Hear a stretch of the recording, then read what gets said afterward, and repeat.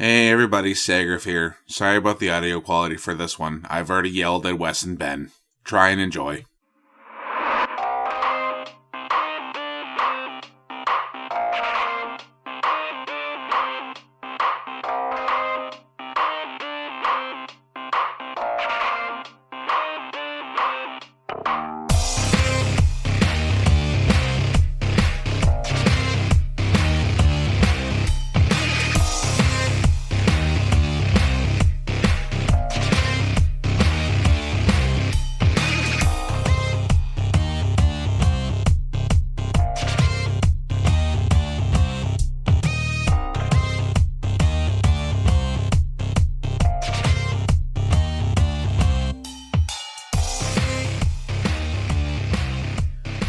Warning. This show features dark subjects which may be triggering to some listeners. Listener discretion is advised. Welcome to Chaos Jar. I'm the loud and obnoxious one, J. West Secord. Hey. Next to me, as always, is our big bag of facts, Bad Ben. Hey. And as always, we're joined by a studio audience today. Laugh and applaud. That's enough. All right. Now, we've decided to change up the formula a little bit. We're not going to do our house cleaning until the end anymore, so, don't worry about that shit. So now that that's out of the way, what's going in the jar today, Ben? Hey, this one in jar is Ruby Rich. Oh, the red one. The ruby one. What's a ruby? It's a rock. Is it a big-ass rock? It could be a big-ass rock. It could also be a very small rock. Really? Yeah. Really tiny. Oh, holy shit. We need cameras. This bit got really quiet, too. Yeah, real quick. Look at the meters. Just looking at the voices. We have all established that J. West Secord's voice is much louder than mine. Yes, Ben shouted into the mic earlier, and it still did not reach my levels. All right. Tell me more about the Ruby Ridge. Okay, well, we'll just set up what Ruby Ridge is first. Ruby Ridge is in Boundary County, Idaho, and it is like just a lot of miles and miles and miles of potatoes. Yeah, totally potatoes. That's what's in Idaho. Idaho does not just have potatoes. They also have corn. But they definitely have potatoes. So, yeah, okay, good. Yeah, no, it's miles and miles of thick forest and lots of wildlife. So moose, elk, deer, bears, potatoes. The majestic potato. Mountain lions, coyotes, bald eagles, potatoes. Yeah. Oh my. There's also lots of fish. It's just got lots of rivers and streams. It's basically about 1,300 square miles of just mountains, lakes, forests, a lot of pine trees. The biggest town in the county is Bonners Ferry. It has 2,500 people living in it, and it is basically, according to Bonners Ferry .id.gov, which is, I'm guessing, their main website. They're Idaho's most friendly town. So what you're saying is they're quite the show. Yeah. Instead of a grower. Yeah. So, I actually know someone with the last name Bonner. That's kind of partially what I'm laughing about, on top of the fact that it definitely sounds like Boner. See, I didn't want to point it out because, well, it just seemed obvious. But, you know what? I'm done. Tell me more about Erection City. Okay. So, we're going to walk away from that anyways. Like every woman who's seen mine. So, where we're going here at Ruby Ridge, we have to introduce some characters to this. And so let's introduce the first character. Randall Claude Weaver. He goes by Randy. He was born on January 3rd, 1948. He was one of 4 children born to Clarence and Wilma Weaver. They were a farming couple from Iowa. They're actually from Villisca, Iowa, which we will eventually talk about because Villisca has, in 1912, an axe murder that happened in it where 8 people were killed with an axe and they never found out who did it. But it was the axe all along. The axe is the one that going from room to room. It's just a floating axe. Or even better, an axe with little twig arms and legs that swings itself. It's like the mechanical thing from Itchy and Scrappy World. Yeah, that's what I was thinking too. So actually, it'd be even funnier is if it carried an axe with itself. On the tiny the axe is like going from room to room and is carrying an axe. And nobody ever found the killer. Oh, that's fantastic. He's been hiding in evidence the whole time. So, Randy's dad here, Clarence, he's an agricultural supply salesman. And then his mom, Wilma, ran the home. So his dad's like one of those guys that's out on the road and then comes back and works the farm. But the mom is the one who runs it for the most part. And they were really, really religious. We have talked before about how in the Upper Idaho, Iowa, Washington, and Oregon area, there is a lot of deep religious movements. We talked about it in previous episodes that we're going to revisit, like Israel Keys and Daniel Lee Lewis. I hear Israel is a very religious place. It is very much. Anyways, so it's a lot of conservative views on fundamental Christianity. Yeah. So, which kind of Christians are we talking about here? Well, they're evangelical, like. So, when they were in Villisca,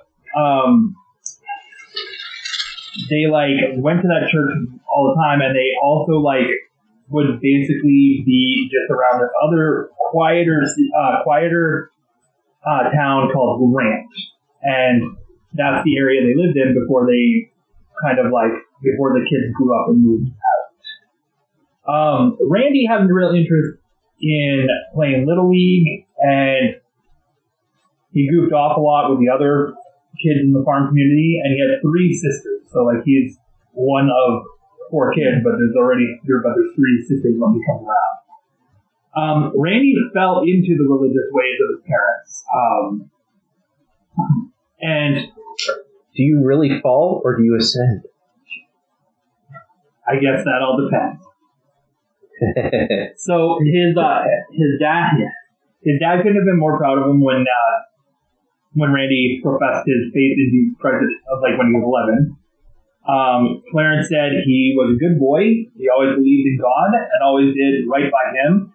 He didn't stand for anything else. And Randy also was working the fields with his dad by the time that he was 10. And Randy stood up to a local farmer when he was working the field who tried to pay him less than the other kids in the area when they were working. He just was always like that. Randy actually would say on himself, I was always the little kid in school and I hated a bully. So in 1962, he was 14, and his father Clarence moved the whole family north, and they moved to Jefferson, Iowa. And it was another small city, and they lived there for a little while doing more farming. And there are going to be a lot of moving trips in the story? No, not really. This is where Randy really hit his stride. He was really popular in school. He had a really good sense of humor. He made a lot of jokes. And he just was really charming and funny. He also spent a lot of time tinkering with cars and working the fields, and he actually started to have beers with his friends. He was just that guy. We've all known that guy at school. Yeah, I definitely knew Randy. You totally knew him. Yeah, we all knew Randy. You just said it. So he attended the He's a pretty cool guy. He's very personable, liked to talk to people, really attached to us. He's a really cool guy. I hope he's still cool by the end of the story, so this doesn't sound as Everybody stupid. isolate that he said Randy Weaver was a cool guy. Anyways, yeah, I canceled Jay West. I'm surprised I'm not already, but that's only because no one knows me yet. So he earned really decent grades. He played baseball, football at the local high school, and he graduated in 1966. Went to the Iowa Central Community College, and he would drive to class every morning. So he didn't just move out of the house. He drove the 50 miles every morning and every night to get back. Holy shit! Yeah. So, he didn't like to cause a lot of problems for people, and he just mostly did farm work. He just basically was a man, like an average guy. And then he met his future wife.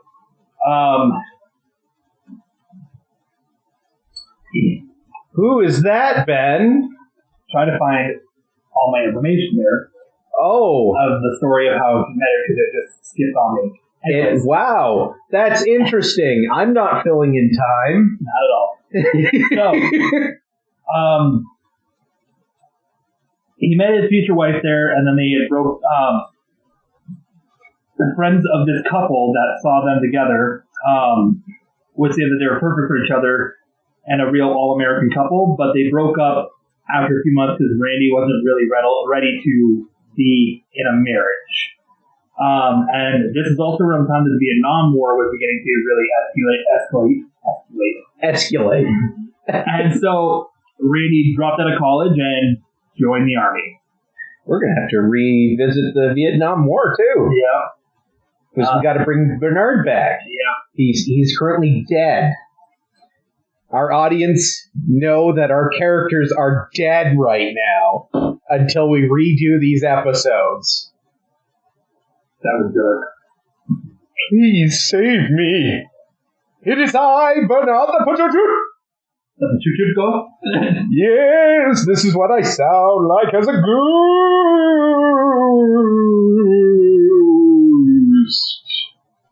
Pinky.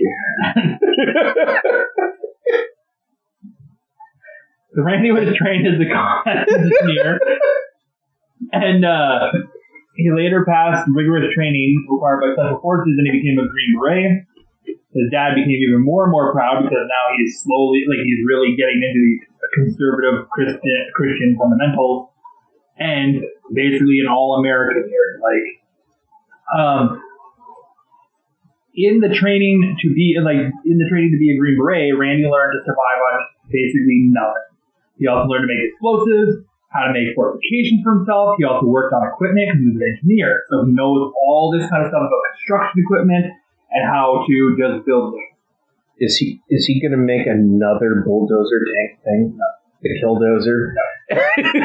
So I want a Killdozer sequel. He rose the ranks really, really quickly and became a sergeant, and he qualified as an expert for an M4 with the M14 rifle, and then as a sharpshooter with the M16, and with a 45 caliber handgun.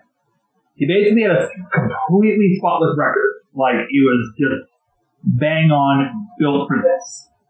But he never got to go see combat in Vietnam. He signed up to go and help in Vietnam, and they were like, nope. But he was an excellent soldier. Spotless, perfect record. And they wouldn't even just let him go. Perfect record, expert with an M14, sharpshooter with a 45 caliber handgun, and with an M16. Nah, we don't want to send you to the jungles. They might get lost. They got apes that throw grenades there? Yeah, fuck. Getting some of the weirdest shit in these reports. Oh my god. So, his experience in the military also started to really erase his faith in the U.S. government. Oh. Yeah, it's weird that he was in the military and here's the military, like here's the U.S. government paying for everything and training him to be this amazing soldier, and he started to be like, I don't trust the government.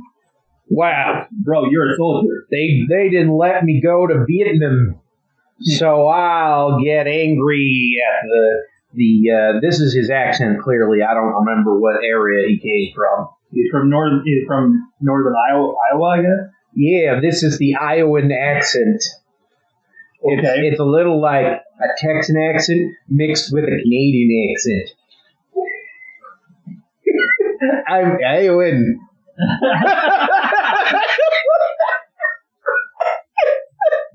So, part of it was that he saw a lot of corruption and saw corruption on base. He once told some friends of his that he was part of an Army intelligence drug bust on base, and he noticed that all the confiscated drugs weren't turned over to the authorities. And so Randy was super not pleased, told the supervisor, and was instructed to mind his own business. Essentially, these kind of events kept happening according to him, and so he started to feel like, nope, this is all, like, they're not actually standing up for what they actually stand for, so then he was on his way out. You know, in a weird way, he's probably right. Yeah. Like, it's kind of a weird story to hear about this shit. So, he secured a temporary leave from, where he was stationed at Fort Bragg, and, returned to his hometown. Sorry, Fort Bragg? Yeah, we've talked about it before. Really? Are you bragging about it? Yeah, back in 1970. Anyways, and here is where he ran back into his future wife, Vicki Jordanson. And so this is when he gave Vicki a ring and they got engaged. And why did you emphasize Jordanson so I have no idea. heavily? Like Vicki Jordanson. Not Jordanson, Jordison? Sure. Probably Jordison, but still, you're Jordison. Anyways, they got married very quickly. And in October of 1971, following 3 years of duty, Randy received his honorable discharge from the Army, and off he went. So here he moved home, he grew his hair out, and he got ready to go walk down the aisle with Vicki. Jordison. So Vicki was born June 20th, 1949, so she's younger than him. She was born right close to Fort Dodge in Colville, Iowa, which is like a town that has about 600 people in it, and they have a lot of coal mines. Who would guess? Oh, we got a lot of coal mines. Apparently I'm a dwarf now. And my axe. No wonder they're in the mines. The mines of Moria. Sorry, Idaho. So, Vicky's father, David, was the third generation of his family to live in the family home, and then he moved to a beautiful. He moved into the house in 1945, and that's around the time that they started to have kids. But there was still no electricity in the home. They didn't have electricity till a few years after Vicki was born. Like, that's strange to think about. That there was no electricity in the house back in 1945. No electricity in the Jordison house. Yeah. So she learned how to, as she was growing up, she learned to sew, cook, knit, finish furniture, and just basically anything that she ever got an interest in, she became an expert at it. They were also a super religious family, just like the Weavers, and they weren't all on the same page. David was a devoted member of the Reformed Mormon Church, and Eugene was a Congregationalist. Gross? Yeah. Yeah, you know what, the Christians, gross. If we have any Christian audience, I am sorry for nothing. So, living in Iowa, Vicki really witnessed a lot of U.S. government assertance on everything around her, like in her communities. And so she didn't like the way that it was. And even when she was a little kid, she would watch these things and her family would talk about it. One of her favorite family trees was torn down to make way for electrification of their home. So she was like, I'd rather not have electricity and have that tree than have... Yeah. I have to say, electrification is such a weird word. It's like you have a gun and you're shooting like bolts at people. Electrification! Pew, pew, pew. Die, Jordansons! Yes. We're going to cut down this tree so you can be electrificated. Jordansons! So, just like Randy, she hated bullies too. And she felt that the government was being a bully. Just like Randy felt that the government was corrupt and being a bully. So, Vicky did well in school. She mostly got A's. She attended the same church that Randy, not the same church, the same community college that Randy did. And she graduated from it with an associate's degree in business and took a job as a secretary at Sears. Only a secretary? Yeah. With a business degree? Yep. God. So the old days sucked. I already forgot what year we're in. 1971. The 70s sucked. So in 1971, they get married in Fort Dodge, Iowa. And in an attempt to either impress or appease Vicky's family, the couple arranged to have two ministers conduct the ceremony. One was a minister from the Reorganized Church of Jesus Christ of Latter-day Saints. And the other one was a congressionalist. I love that one is like this massive thing of like, we are the reorganized Mormons. Honestly, I just love the subverting of expectations with how you put that. So first we got a reformed priest of Jesus of Latter-day Saints. And then we have someone who's good. Like, that was what I was expecting. Someone who doesn't suck. So then after the wedding, Randy and Vicky moved across the state to Cedar Falls. And that's where he planned to use his GI Bill to go to college at Northern Iowa University. Vicky was planning to work as a secretary for a while, and then hopefully say goodbye to that job and just be a housewife and a mom. The 70s. Yeah. So Randy enrolls in the University of Northern Iowa to study criminal justice in 1972, and he wanted to become an FBI agent, which he does. He's like an FBI agent or a Secret Service member, so that he could weed out the corruption he saw in the government. I love that he is like, I don't trust the government, so what I should do is I should join the government agencies that are corrupt. Does Nevin still listen to these? I don't think so. Because this sounds a lot like the stories Nevin tells us all the time.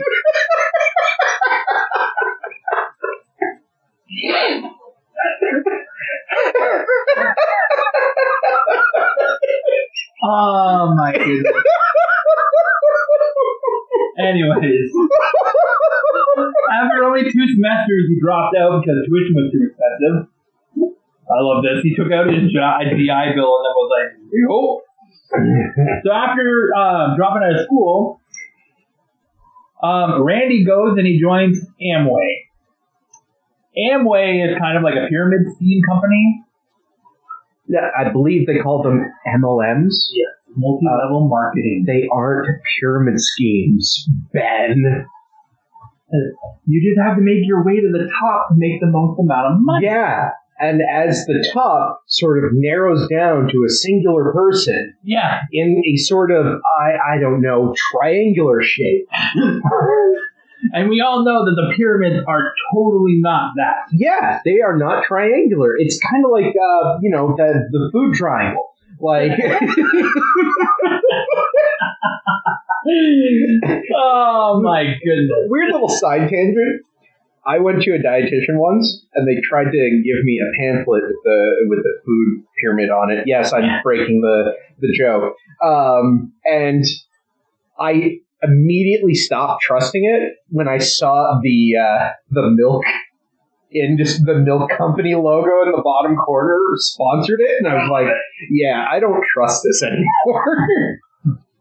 All that made me think of was in The Simpsons when he's trying to join the Stonecutters and he knocks the egg salad sandwich out of Lenny's hand and he's like, "Ha, I saved your life from the cholesterol in it."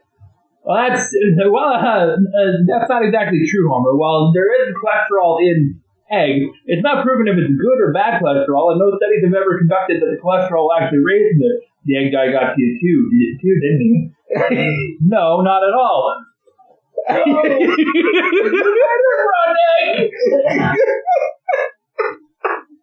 all right. Sorry. Where were we? No, he joined a pyramid scheme. Right. He got real into it, so into it that he talked Vicky into selling it with him.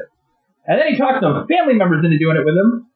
And they brought in 2 people. And then they brought in 2 people. Well, here's the thing. After a few months when it didn't catch like wildfire, Randy was like, "This sucks. I'm not doing this anymore." I'm bored. Yeah. Fuck, let's get a new job. Yeah. So then he applied and got a high-paying job at a local John Deere tractor factory because he's really good at being an engineer and working on construction equipment and tractors, and so that's a good fit. How'd he fuck this one up? He made good money, and it was, and then he was like, he kept going, and then he had to buy himself a little orange Corvette,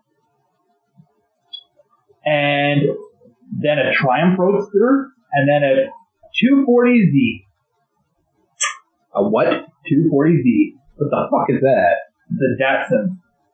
What the fuck is that? It is a type of... Why am I doing this? I legitimately don't know what that is. You should recognize it when you see it. Ben, that's just your penis. See, that's the Datsun. And yeah, these are the wheels. You just have to call them that. Yeah.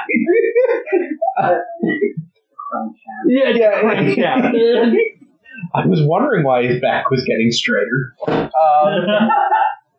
Okay, I think I get what you mean. Yeah. I don't know cars. They're like little cars. It almost looks like a gremlin. It's a gremlin.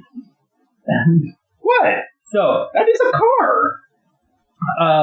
They also end up buying a house from a well-kept buy house, and they begin to be ranchers in Cedar Falls. This is like Weaver's. So Randy's also really idealistic. His family members saw him as exuberant. An exuberant man who threw his energies into whatever came his way. So the Amway thing, and then the sports cars, and the obsession with all this, and just every time that he hit something, he would become obsessed with it, obsessed with it. So much so that he eventually got really obsessed in precious metals. So he would start looking for gold. And he would think that gold is the way to go. Gold is the way to go.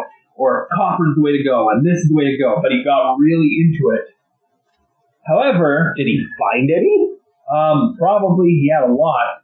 However, so how, before, the U.S.'s economy was very, on a gold standard. So, the price of gold really determined the way that the dollar worked.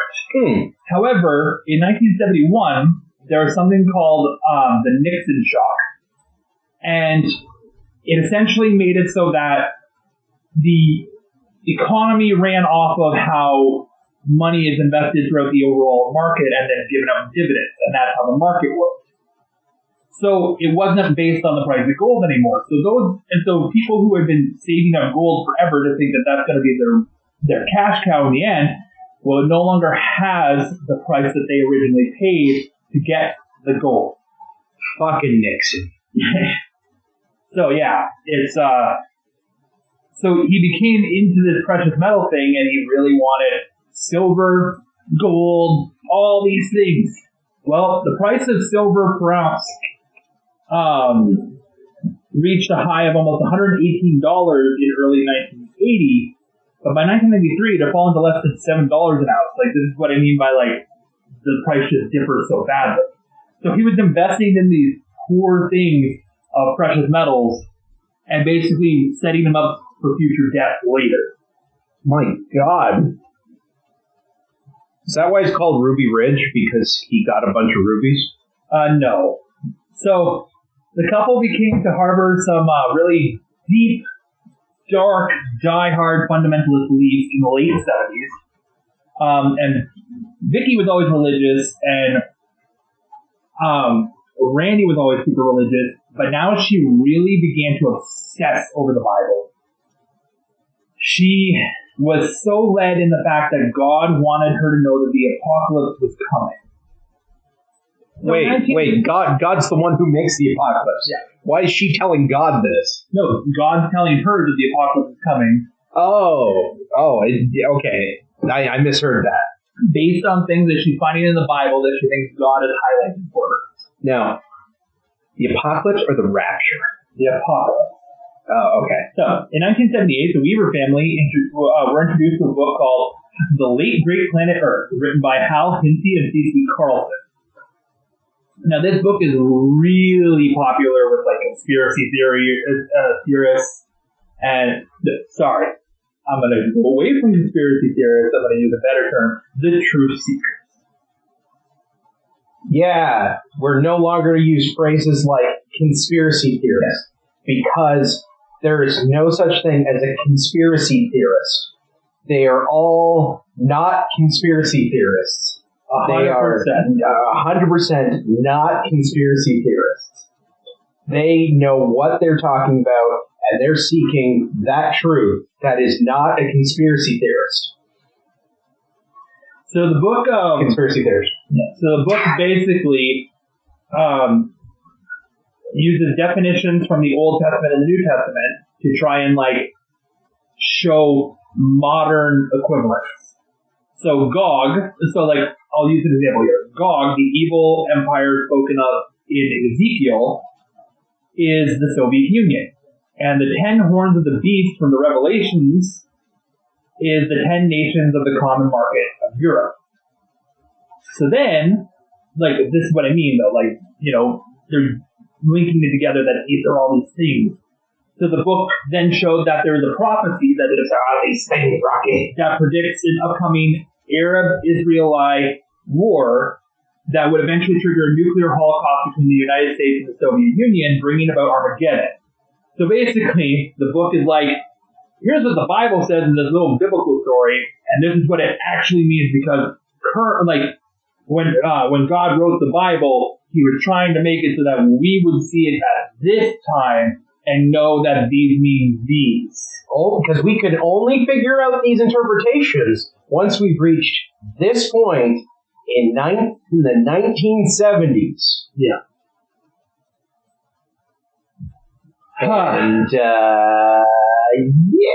so she was probably just going around with the end is nigh sign, going, hey, look at me, end is nigh, we're coming, it's coming, we're dying.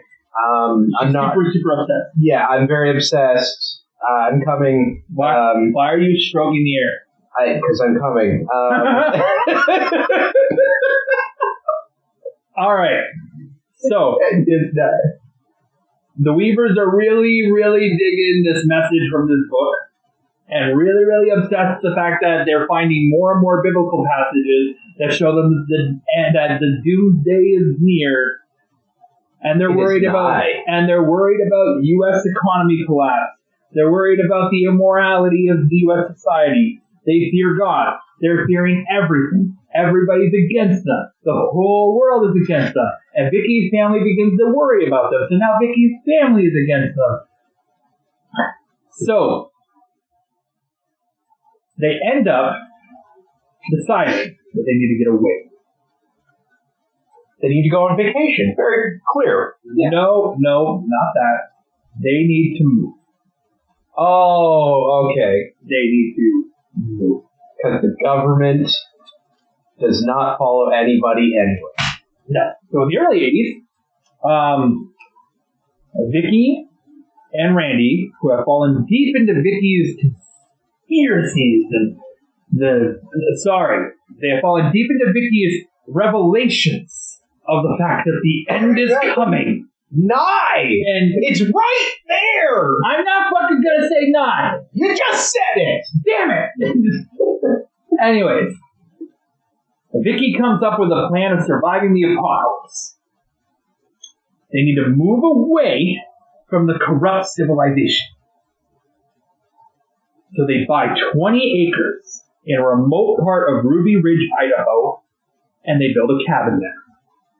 The land cost them $5,000, and they built a very cheap home and did most of the work themselves, used mainly leftover materials, and so they then start to homeschool their children in guns and God. Now, there's children in this too. Yeah, I remember that part. So, I have a friend who basically is doing almost the same thing. they do teach them reading and writing and but then also to live off the grid, as they had no electricity or running water. They're basically raising their kids for, the apocalypse. You, my children, shall survive. You shall repopulate this earth, both my sons. Yeah. So, There'll be no one left, and only you can repopulate. Did you just wink at me? Yeah. there's a lot of flirting happening here. I'm really uncomfortable because I'm in between you two of them. You like it. So, let's do a small revisit here. March 1978, Vicky, so I mentioned there was kids. They are not living off the grid yet. Vicky has their first child, Sarah, a daughter. 1978, she begins to have her visions. About her future as the family living on top of a mountaintop, safe from the upcoming apocalypse. And that the Bible and they form this Bible study group. And they begin to worry about Zog, the Zionist organized government. Yeah. Wait. Zionist organized government. Whose visions? Vicky's having these visions. Oh, okay, because it sounded like Sarah was having visions. No. Sarah's still a child. She can have visions She's too. 2 years old. She's having the apocalypse is coming. Can I have a juice box? I mean, I feel like honestly, that would actually add more merit to their theory if the child started saying things adult like that. That's true. Randy also starts to collect guns at this point, and Vicky starts to study self-sufficiency and survival techniques. And then in July, they have a son named Samuel. And then in 1982, they give birth to their second daughter, Rachel. And then in 1983, they sell their Iowa home and head off to Ruby Ridge, where they built this cabin. Now, it's March of 1984. They've completed the construction. They have no electricity. They're living off the land. They're homeschooling their kids and how to shoot people. And there's another family that's really close to them. Close relationship-wise, Close relationship-wise, and close in the area. However, the family doesn't stay very long because even the religious views that they have really skeeve out this other family. So this other family is crazy as well into this, but they're like, your guys are a little intense. Wow. And I thought we were crazy. Yeah. You guys are not conspiracy theorists. So in the mid-'80s, the Weavers take in a troubled teenager named Kevin Harris. Or Harris, as he likes to be called. And I so don't know why. they also, in these interpretations of the Bible that Vicky's finding, become extremely racist and extremely anti-Semitic. and they find the justification lies within the interpretations of the Bible that they're finding. Now, January 1985, the U.S. Secret Service investigates allegations that Randy Weaver has been threatening to kill President Reagan. The Idaho Governor John Evans and a few other law enforcement officials. Makes sense at this point. Randy's neighbor Terry Kinnison and the Weaver family got into a $3,000 land dispute, which Kinnison lost and was forced to pay an extra $2,100 worth of damages and court costs. Kinnison was the one who informed the FBI that Weaver had threatened to kill the president, the Pope, the governor of Idaho, and a lot of others.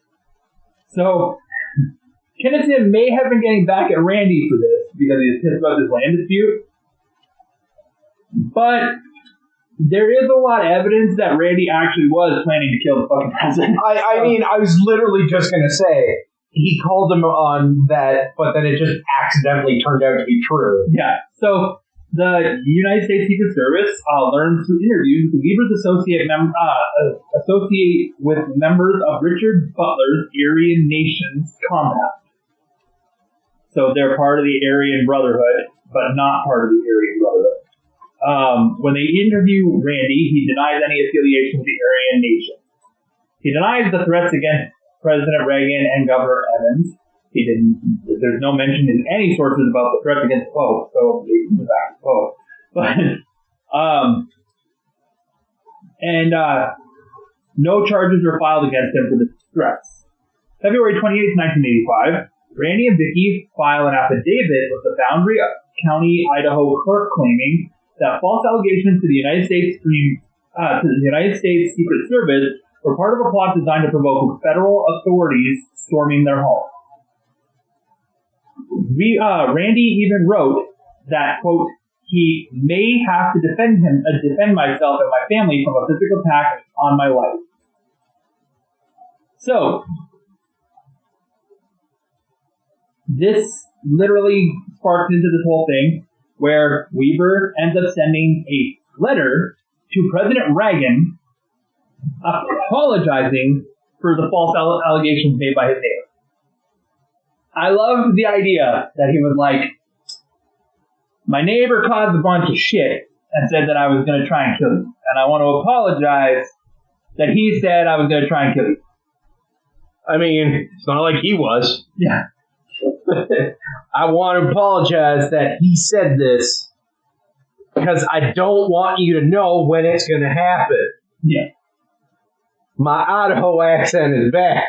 So, July 1986, a Bureau of Alcohol, Tobacco, and Firearms informant named Kenneth Fadley is introduced to Randy at the World Aryan Congress in Hayden Lake, Idaho. He's not part of the Aryan Nation. Remember that. Definitely not. Does not have any affiliation with them. No. Hangs out with them. Does not affiliate. Yeah, well, you know, go to the bar and chill with the cops there. You're not affiliated with the cops. No one. Fatally and Weaver meet again at the Aryan World Congresses in January of 1987, July 1987, July 1989. In July 1989, the Congress, at the Aryan Congress, Weaver invites he invites Fadley to his house. Would you like to take a breath? Sorry. He invites Fadley to his house to discuss forming a group to fight against the Zionist organized government. He's still on the Zog thing. I love that name, Zog. When you said GOG earlier, all I could think of is the website Good Old Games. I'm like, whoa, DRM free? Yeah. October 11th, 1989, Fadley meets with Randy. I think that's rude. Don't judge them for being fat. Fat fuck. So anyways, that didn't happen. He meets Weaver at a restaurant in Sandpoint, Idaho. And this is when Randy says that he can supply sawed-off shotguns to Fadley for the upcoming revolution. And then Randy states that Valley first wanted machine guns, but Randy couldn't use them. He didn't have access to that. He only had access to barrels, to shotguns, and what he could do was saw off the barrels of the shotgun. Is that's an illegal thing, right? Yes. Yeah. Okay. So October 24th, 1989. Curiosity. What does sawing off the front do? So it causes there to be so when the pellet or the buckshot or the slug travels down the barrel, it does lose momentum slightly. So when you saw off, it has less. Because shotguns are powerful. It has less distance to travel before it escapes the gun, so it actually makes the blast much more powerful. Oh, yeah, I see why it's illegal. Why not just it also make makes the it gun? It also makes it much more unpredictable. Yeah. And it can change the markings on the bullet. Yeah, it changes the markings on the bullet. Just in case you guys didn't hear that, the audience member helped us with that. We have an expert out there. Yeah. So, on October 24th... Don't be sorry. We appreciate your your expert opinion. Hal Roach. Hal Roach. Thank you, Hal Roach. October 24th, 1989. Randy sells 2 sawed-off shotguns to Valley in a park in Sandpoint, Idaho for $700. After selling them to him, he also starts to think that Valley might be an informant, which we already know. So, in November, Valley breaks contact with the Weavers, and Randy accuses Valley of being a cop. The Bureau of Alcohol, Tobacco, and Firearms agent Herbert Byerly submits a case report on May 21st, 1990, about an ongoing investigation of the Aryan Nations compound, and he submits it to the U.S. Attorney's Office in Boise, Idaho, recommending that Weaver be prosecuted for illegal sale of sawed-off shotguns. June 12, 1990, Byerly and Steve Gunderson approach Randy in Sandpoint, Idaho, and attempt to enlist him as an informant regarding illegal activities of Aryan Nation members. Gunderson? Yeah, Gunderson. Investigating guns? Yeah. Randy says he won't be a snitch. He then notifies the Aryan Nation's headquarters that the government is attempting to infiltrate their group because, he's not their friend or anything. So, December 13th, 1990. A federal grand jury in the District of Idaho indicts Weaver on manufacturing and possessing unregistered firearms in violation of 26 U.S.C. 586(1)D and F. January 17th, 1991, the Bureau of Alcohol, Tobacco, and Firearms agents, posing as stranded motorists, arrest Randy Weaver at gunpoint on the weapons charge. He apparently tells the arresting agents, "Nice trick, you'll never do that again." Wait, what? So on January 18th, 1981, he's arraigned in Coeur d'Alene, Idaho, and the judge is Judge Ayers, and he appoints Everett Hoffmeister as counsel for Weaver, and then releases him on $10,000 personal reconnaissance bond. And directs him to appear at the U.S. District Court for his trial on February 19th, 1981. January 21st, 1991, Randy received a letter informing him of his trial date scheduled for March 20th, although the actual date is February 20th. Not March. Yeah, not March.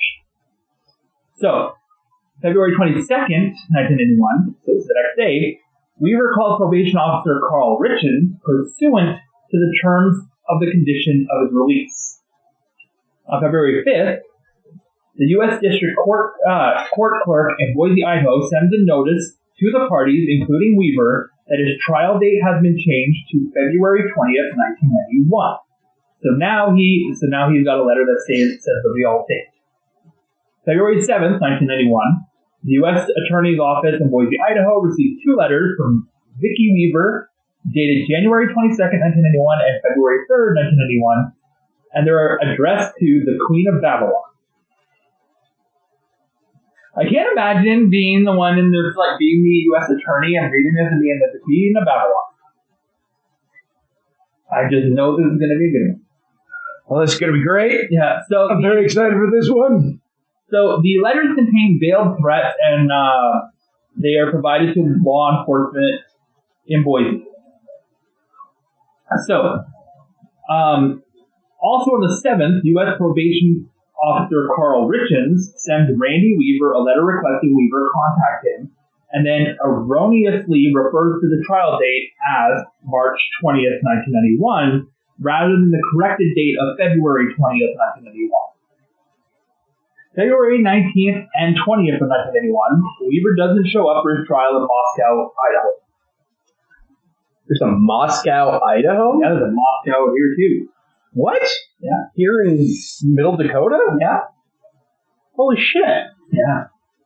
So, Chief U.S. District Court Judge Harold Ryan issues a bench warrant for him. So, March 5th, 1981, Deputy U.S. Marshals Hunt and Mays initiate contact with Bill and Judy Grider, who are friends of the Weaver family. The Griders give the marshals a letter signed by the Weaver family saying, "We will not obey to your lawless government." So, I'm just going to say this. This shows that he wasn't going to appear in court regardless of what the date situation. So, Vicki Weaver continues to write threatening letters to federal agencies, and by accessing some older records, and this is from a source that accessed these older records, there's an excerpt from one of these threats that says, quote, "A man cannot have two masters. Yahweh Yeshua Messiah, the anointed one of Saxon Israel, is our lawgiver and our king. We will obey him and no others. A long-forgotten wind is starting to blow. Do you hear the approaching thunder? Is that of the awakened Saxon wars upon the land. The tyrant's blood will flow." Holy shit. And this is how nuts she is. So, what's kind of crazy about this whole thing, only kind of, is most conspiracy theorists are talkers. They spend all their time just sort of talking about it, and they will announce things out loud, but they never do much more than that, and they just claim that the government's trying to take them down. These two have gone so batshit crazy, and because they are so I forget what the word was earlier, but they're very, once they get into something, they really get into something, that they actually were like devising all these ways to antagonize the U.S. government. And I personally feel that Vicki has some very deep mental issues. Probably some sort of like schizophrenia or something like that, because she is so lost in this, and that letter is a huge indicator of it. March 14th, 1991. A federal grand jury in the District, Idaho, indicts Weaver for failure to appear in court. March 15th, the Weavers and their 3 children begin an 18-month sit-in at their cabin. I would say cottage. It's a cottage, guys. Friends keep them supplied with what they need to get by, and their friend and former boarder Kevin Harris visits the cabin all the time. Like, he's just popping in, so he's probably bringing supplies as well. U.S. Marshals keep the cabin under surveillance. March 18th, 1981, Chief Deputy U.S. Marshal Ron Evans, District of Idaho, provides Marshal Services Headquarters with an analysis of the family situation and requests assistance by the Marshal Services Special Operations Group, or SOG. SOG? Yeah. On March 28, 1991, Evans begins to brief SOG personnel at the SOG Tactical Center in Camp Beauregard, Louisiana, on the development of the Weaver case. And the decision is made to send SOG team to Idaho to gather information and develop a plan to arrest Weaver. June 17th to 24th to the 24th of 1991, the SOG reconnaissance team travels to northeastern Idaho and conducts their assessment of the case. The team develops a plan for the safe arrest of Weaver on his property and away from his wife and children. The plan described Weaver as extremely dangerous and suicidal. July 9th, 1991, Deputy Marshal Clough and Weaver's appointed counsel Everett Hoffmeister meet with Rodney Willie, a family friend, and they ask Willie to try and convince Weaver to surrender. Willie reports the following day that Weaver said he will not surrender because his quote, rights will be violated. September 28th, 1991, the Louisiana SOG team is dispatched to the northern Idaho to assist with the planned arrest of Weaver. However, they canceled this plan due to bad intel. October 9th, 1981, Senior Deputy U.S. Marshal Dave Hunt asked Alan Jefferson, a friend of the Weavers, to convey offer of negotiation to the families, and the Marshals begin to formulate formal surrender terms. So they're trying to negotiate this. They're not trying to have an active shootout or anything. They're just trying to get in and do this. But they are surrounding him, and this is all on a firearms charge and then a failure to appear in court. Yeah. Like, this is a lot. You know, in a weird way, you ever seen the movie Red State? Okay. It's starting, have you? No. No? It's starting to make me think of that film. Yeah. And it's about a internalized religious family that kind of made themselves a cult, and they kidnap people that were sinners and murder them, and then but eventually, like, the government gets involved and it turns into a shootout. Huh. Yeah.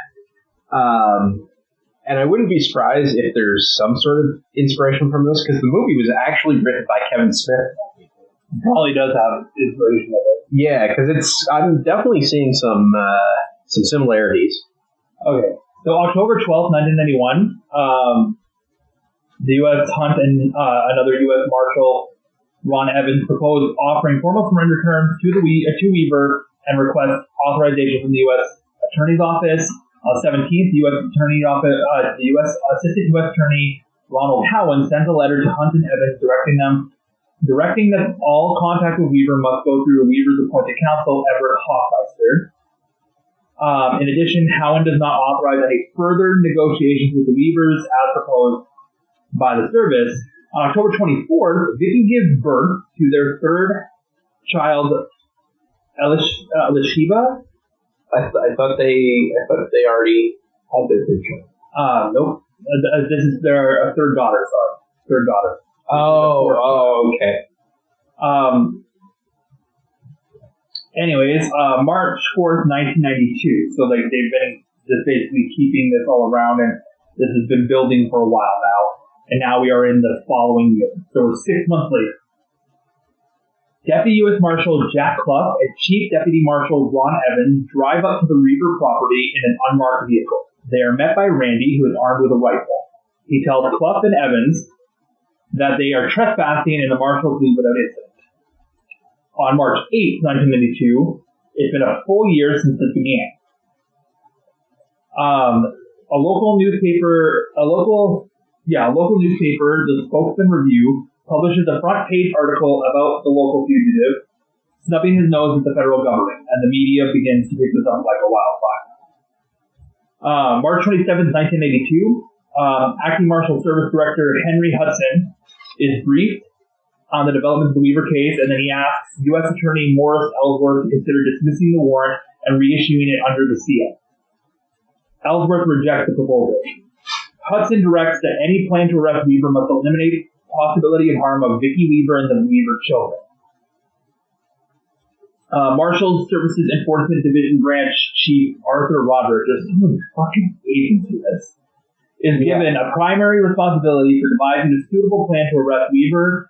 A 3-phase operational plan is developed, and the U.S. government is basically trying to do, in this plan, they're trying to keep him from shooting any of them, and they're also trying to keep him from killing himself, killing his family, and they're also trying to keep from harming anybody in this. They just want this to happen all over him not appearing in court for gun charges that he is guilty of. Yes.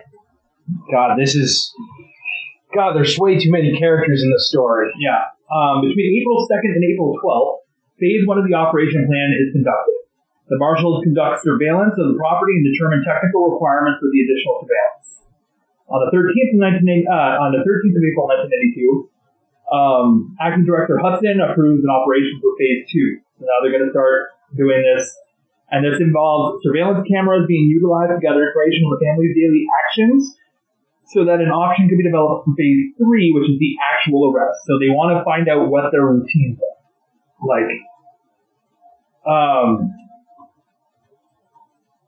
It just keeps going with this whole thing.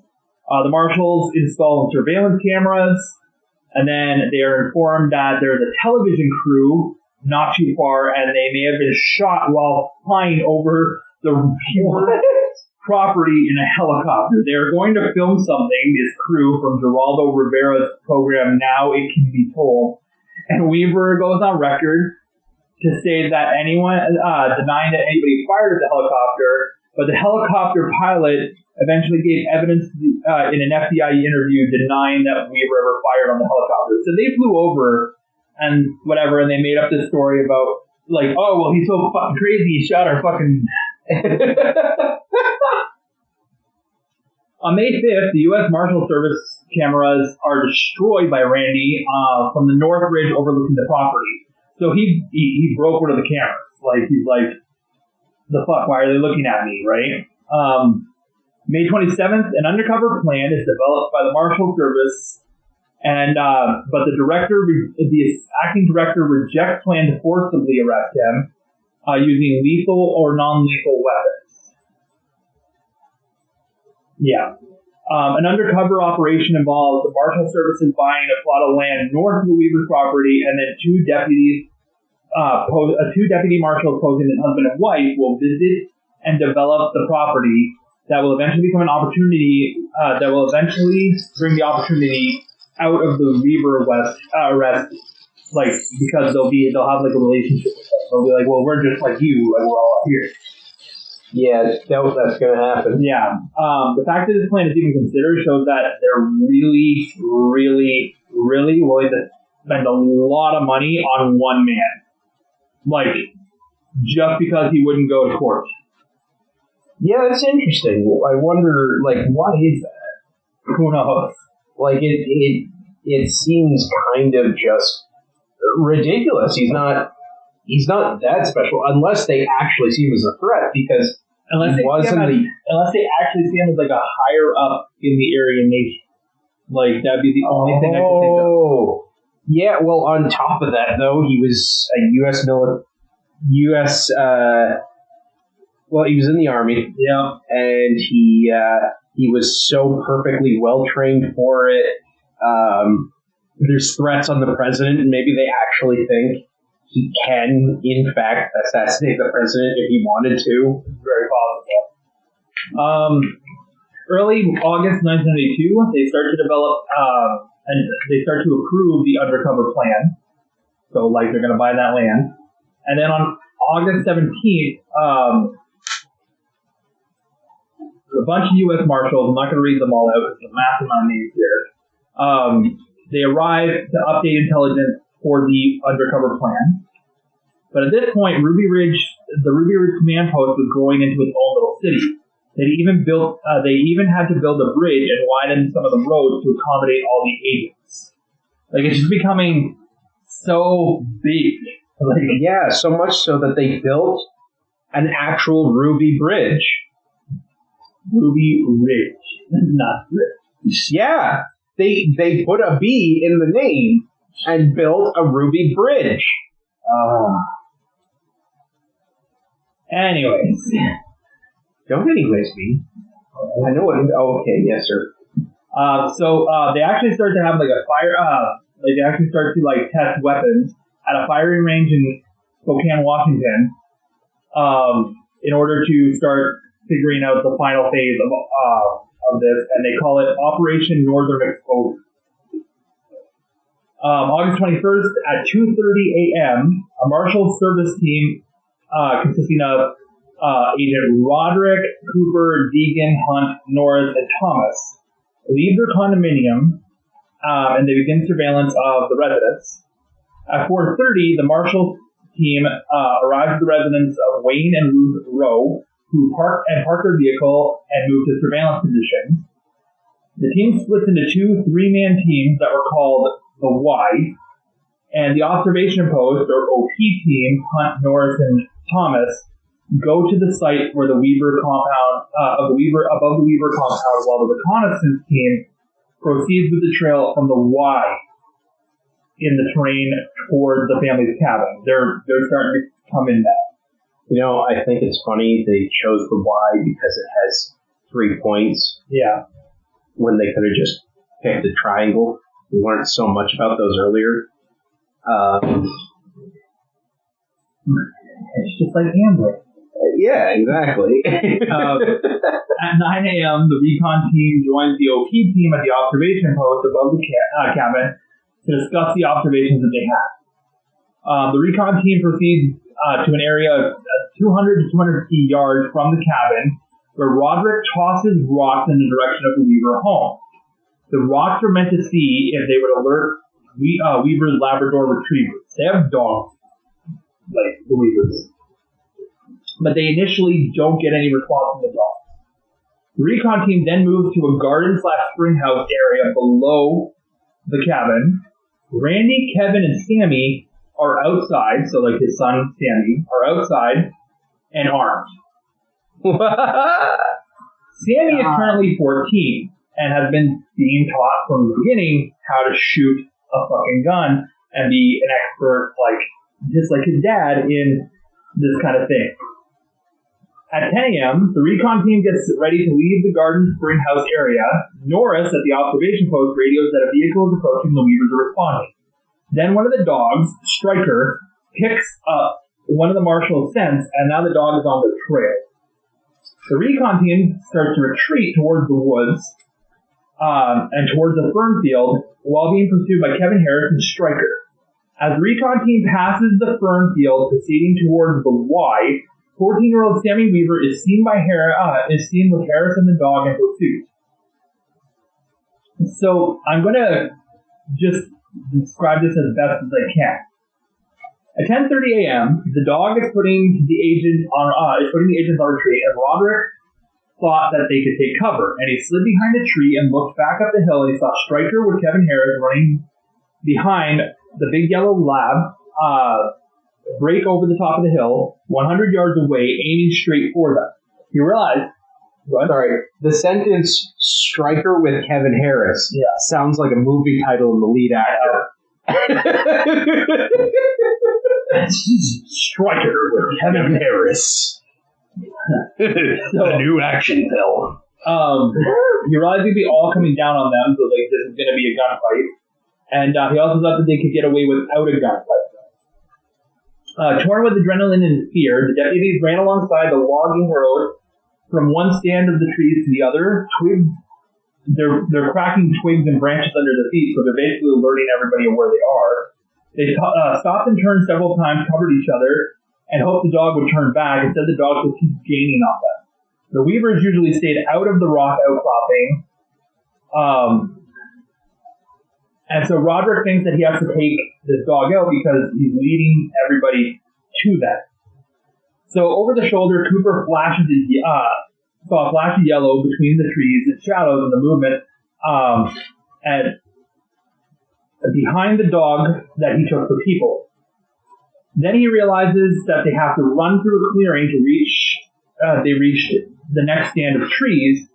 They'd be wide open for fire from above. So if there's anything above, or if there's anything that they can shoot down on an angle, they'll basically just be sitting ducks. Yeah. So Cooper realizes he has to tell everybody to get away, so he radios in, "This is bullshit. We're going to get run down the trail and get shot in the back. We need to get into the woods." The dog is still chasing them, and the marshals are just standing out inside of the woods, and Cooper told the others to go ahead a little bit and that he would take care of the dog if it got too close. He had a 9mm machine gun with a silencer, and he hoped the Weavers wouldn't hear the metallic clank if he took the dog out. Roderick and Deegan made it to the canopied tree line with Cooper. They made it to the canopied tree line while Cooper was running sidestep, keeping an eye on the trees where they could hear the dog barking. And it seemed to all happen at once. Cooper saw someone higher on the trail, above, the one above them, and the realization fell that they were going to be ambushed. He saw the man on the upper trail, and he called out, "Back off, U.S. Marshal." Roderick saw him too and yelled at him. Cooper heard the dog barking and turned and saw it growling at him. He pointed the rifle at the dog, and it ran right past towards Roderick. Cooper didn't shoot the dog, and when he looked back at the trail, Randy Weaver was running away. In his peripheral, Cooper saw Deegan duck into the woods, so he ran off. 30 or 40 feet inside the tree line, Deegan jumped behind a stump. Near him, Cooper spied a hole protected by a rock, and he dove into it. The dog was still barking, and Kevin, dressed in black, and Sammy in jeans and flannel shirt were walking along the trail, coming closer. Deegan saw Kevin and Sam, who was the same age as his youngest son, so Deegan has a son who's the same age as Sam, walk right past, and the boys were past. When the boys were past, Cooper relaxed a little, thinking that they could be safe. However, this is when it hit Randy that he ran back towards the cabin, and they ran smack into the Zionist-occupied government ambush that he had been at the fork in the logging road when a man covered head to toe in camouflage stepped out from behind a tree and yelled something. "Fuck you," Randy yelled back. Fuck you! And then he called so he was running down the road a little bit more towards the cabin when he heard the first shots. And he realized that Sammy and Kevin are down there, and he tells them to get home. He fired a round in the air from his 12-gauge double-barrel shotgun, and he loaded another shell, but he was too eager and pushed it in too far and jammed the gun. He drew his 9mm gun, called back out for Sam and Kevin, and then he heard his boy's voice say, "I'm coming, Dad." There were more shots down the hill, someone yelling in all directions. Kevin Harris wheeled and fired his 30.06, hitting 42-year-old deputy U.S. Marshal Billy Deegan square in the chest. Larry Cooper saw his friend knock backwards, saw his arms fly up, and he laid in a line, set a fire at Kevin Harris, and he basically, he felt like a sack of potatoes. God. The dog keeps running after them, and Roderick had shot him in the back, so it wouldn't lead the family to them. So now they've killed the dog. Aww. Sammy sees the dog get shot and yells, "You son of a bitch!" And then, with anger, fires at the marshal. Another round of fire seemed to come from the woods, and Roderick dove and bounced, feeling something graze his stomach, just where the bullet tore his shirt. It came within a breath of hitting his chest. Deputy Marshal Deegan and Sammy Weaver then get within sight of each other, and multiple shots are fired. And Sammy turns to run away, and he is shot multiple times in the back. So the 14-year-old just got shot in the back. Sammy would die of his injuries. So now Randy Weaver has lost his son because he didn't show up in court. Jesus Christ. Marshal Deegan would also die of his gunshot injuries. So upon hearing the shots, the OP team runs back into the woods, and at 10:45, Hunt and Thomas leave the Y to go back to Rose House and call for assistance, because they're wanting backup now. At 10, Roderick, Cooper, and Norris stay with Deegan's body.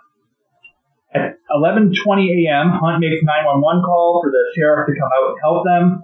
At 11:40, the Marshals Service Crisis Center is activated, and SOG is alerted to be deployed. At 1:30 p.m., Washington, D.C., Director Hudson and other Marshal officials meet with the FBI Associated Deputy Director Douglas Gow and the Assistant Director Larry Potts to discuss the response to the shootings. A marshal has been killed, so now they are going to go hard on the Weavers. Wow. So, I don't know how, but what started as what seemed to be a very simple story just got way, way too complex. I know. There's so many people, so many characters. All for a gun charge and a failure to appear in court. Yeah. A kid died. A kid! Yep.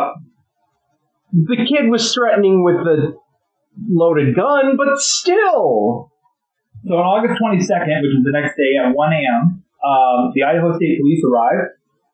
The other marshals are then taken to the Boundary County Hospital for examination, and then they're taken back to their condominium at approximately 3 a.m. The FBI agents interview marshals and figure out what happened in the incident. At 4:45, the hostage rescue team arrives in Idaho, and then at 9 a.m., they all are briefed. The rules of engagement for this mission are being changed and still being drafted. They're still not entirely sure if they can do this without any more casualties. At 10:30 a.m., the hostage rescue team and SOG are assembling a new operation plan. At 2:40 p.m., the operation plan, including rules of engagement, are sent to the FBI headquarters. They get it all going. The rules basically state that any adult that is armed is okay to shoot to kill. So if you have a gun and you're an adult, they're just going to take you out. There's only 2 adults. And Kevin Harris. Kevin Harris is an adult as well. There's Vicky, Randy, and Kevin Harris. Oh, I forgot about Kevin. Yes, he was the hitchhiker guy, or the yeah. So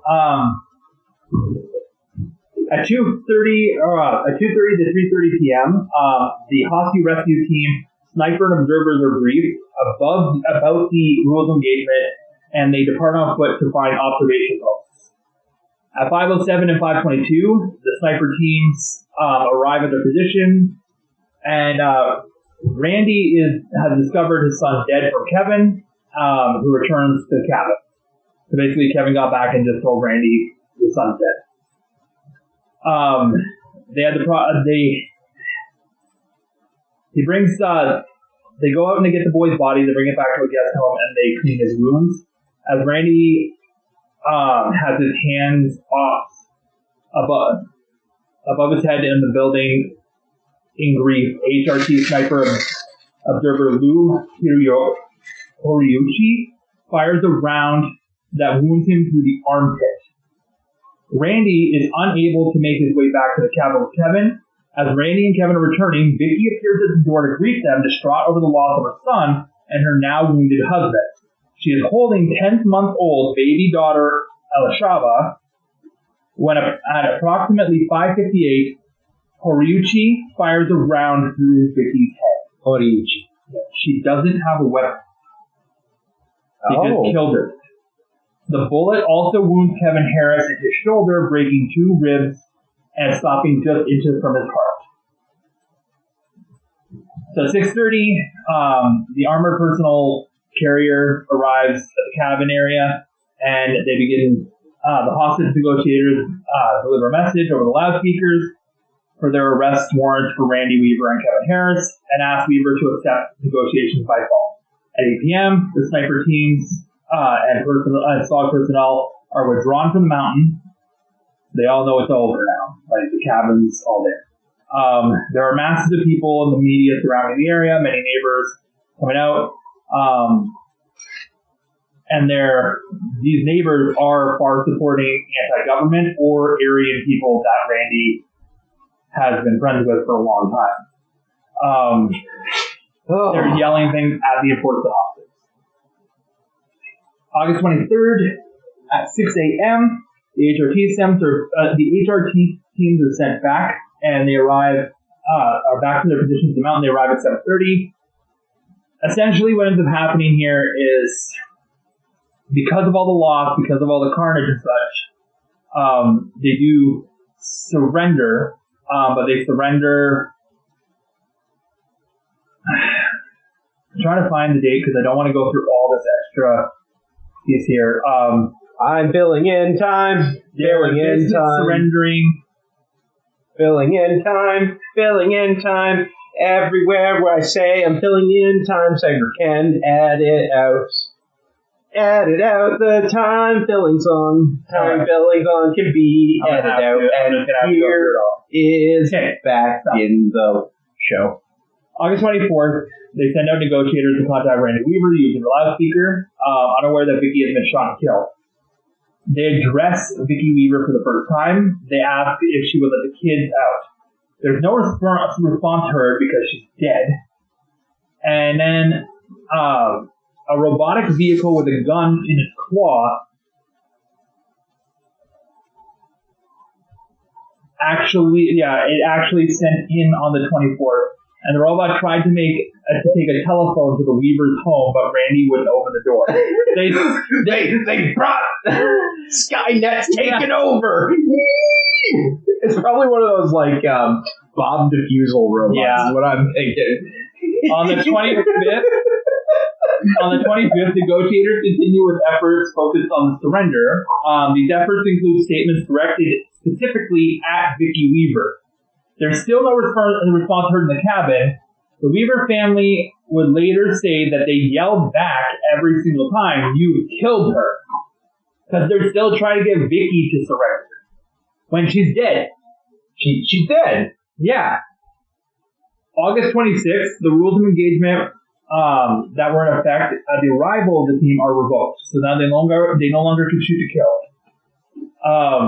At approximately 3 p.m., the first contact with Randy Weaver is made. Randy says he wants to talk to his sister, Marnish Joy.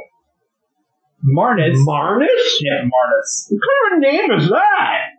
Marnish attempts to speak with Randy, but it's unsuccessful to get him to come out. On the 28th, further attempts from Marnish to speak to him are also unsuccessful. The FBI then brings in Colonel Bo Gritz, a decorated Vietnam vet who is associated with right-wing causes, and he was brought in to try and negotiate a surrender. Basically they're using him because he is a right-wing, like evangelical person. Like he has a lot of the same views. I gotta say, the majority of the names in this thing, they sound like they should be in like fictional in a movie or something. Yeah. At 5:15, Weaver agrees to talk to Bo Gritz, and then just before 7 o'clock, Bo Gritz enters the Weaver compound in an ATC. Gritz speaks to Randy at the cabin. He advises the FBI and other law enforcement that Vicky has been killed, and that Kevin Harris is wounded and is not doing well. August 29th, the following day, Gritz and a family member, Jackie Brown, speak with Randy, as well as his daughters. The daughters are still there too. We didn't even think of that. He has adult daughters living with him right now. They're adults? I thought the youngest. He has 3 daughters. His Sammy was the nope. Yeah, there's 3 daughters. Probably one adult daughter or one close to an adult daughter. Yeah. Randy gives her a letter. So Jackie Brown enters the Weaver cabin at 5:07, and Randy gives her a letter the family wrote in case they were killed. Weaver's friend Jackie Brown is also allowed to clean the kitchen of Vicky's blood when she comes into the Weaver cabin. At 9:10, she tells law enforcement that Harris is close to death from his wounds. On the 30th, Harris is about to die and decides to surrender with Gritz and Jack McLam, a retired police officer who is now assisting Gritz with the negotiations.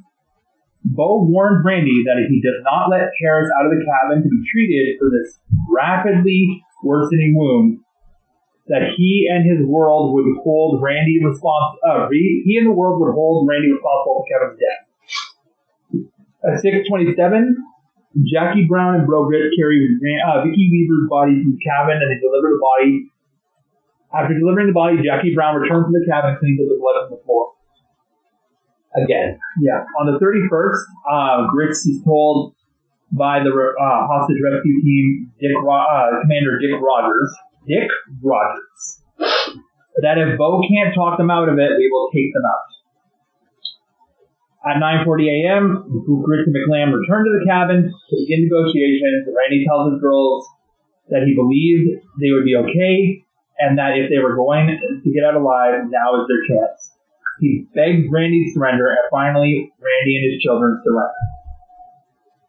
Over the next few days, there are searches conducted of the Weaver's cabin, the grounds, the outbuildings. On the 16th, a grand jury indicts Kevin Harris and Randy Weaver for assault and murder of Deputy Marshal Deegan.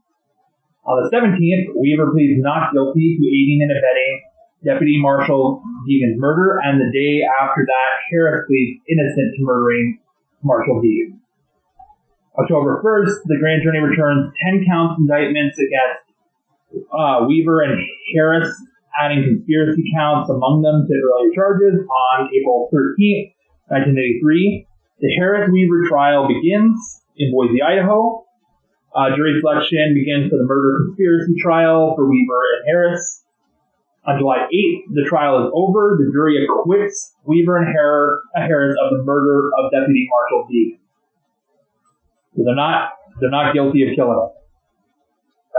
Yeah, because it wasn't that his son? Yeah, I'm thinking so. The federal government cannot prove that Weaver and Harris weren't acting in self-defense. Harris is also acquitted of all other charges against him. Weaver is convicted on count 3, failure to appear, and count 9, committing an offense while on release. He is found not guilty on all other counts. He is incarcerated pending sentencing on October 18th and sentenced to 18 months incarceration, 14 of which he has already served.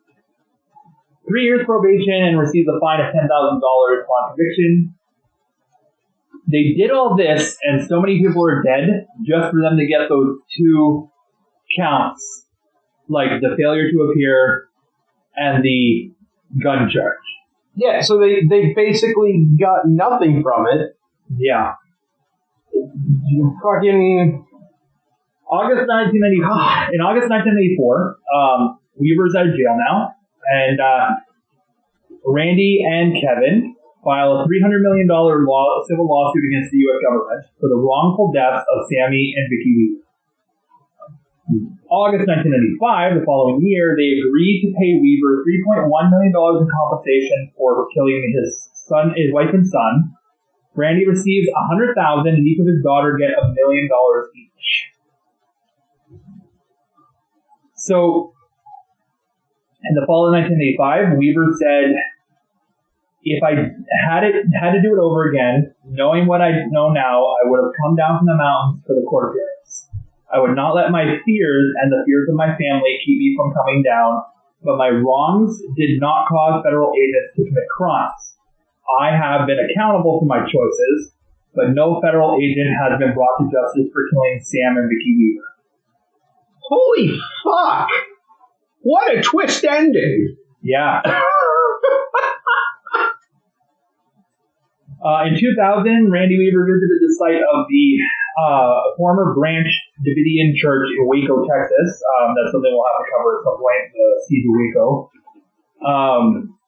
He let it know that he supported the assertion that government agents deliberately set the complex on fire.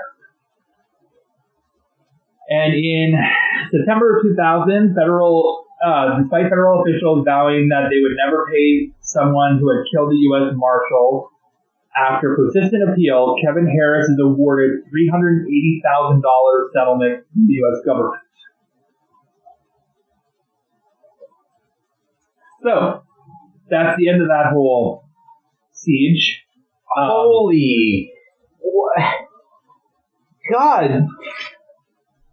I don't know how to feel about this, because these people started as shitty people. Yeah. And they still are shitty people. but they rightfully sued the government for negligence. And I'm like, well, yeah, fuck the government. But wait, why are these people profiting? And it's blowing my mind. Crazy, eh? Yeah, I was not expecting that twist ending of suing the fucking government and getting fucking $3 million. Jesus. Yeah. And I love that he also only took $100,000 and then gave each of the other three daughters the $1 million apiece. Yeah. Like, he could have been a greedy, guy and just taken all of it, and instead... Honestly, one thing you do have to admire about Randy is he did care about his family. Yeah. Everything about his family was super important, and so him giving the money to his daughters was probably because he felt so bad that not only did they lose their brother, they lost their mother, and it probably shocked them a lot more than he was because he'd been through the military. And here's my other thing. Why did the sniper even shoot Vicky? She was standing in the doorway holding a 10-month-old baby, not a weapon. He shot her dead, and then they didn't even know she was dead. Have you not seen a baby in a woman's arms? It basically is a rocket launcher. Complete weapon. Yeah. Complete weapon. God, that is honestly crazy, insane, and a dog, and the Striker with Kevin Harris. Striker with Kevin Harris. Well, that was honestly one fucking hell of an episode. I got really lost and hard to follow the minute we started talking about all the different ancient names and all that. I was getting lost in reading it because I was like, why are we doing, why is there so many freaking agents? The only one I remember is Mon Hiroshi, mostly because I wanted to pronounce Steve Gunderson. Yeah, Steve Gunderson. Essentially, how I'm looking at it is they tried to set him up for a weapons violation so that they could get him to turn on his Aryan friends. And then they got him for that. He decided not to appear. And so then they basically did some surveillance of him and basically parked outside his house for over a year, over 2 years almost. And then decided that's it, we're going in after him. They did so many things to try and get him out. It was insane. Just everything about that story made no sense. And holy crap, your dog is just all over me. Yep. There are dogs here. They're part of the studio audience. All right. So I guess that's our show. Yep. If you, like what you're hearing, rate, review, subscribe. You can follow us on Instagram and Twitter at BA Chaos Jar. You can follow me on Twitter at I'm Glad You Asked _ where hopefully people will ask me questions. Ask me questions. I'm sad and lonely. This is the only thing I have. And, as always, you can also follow us on Facebook at Chaos Jar Podcast, which is also the name of our YouTube channel where we post the episodes in video format. It's still just audio.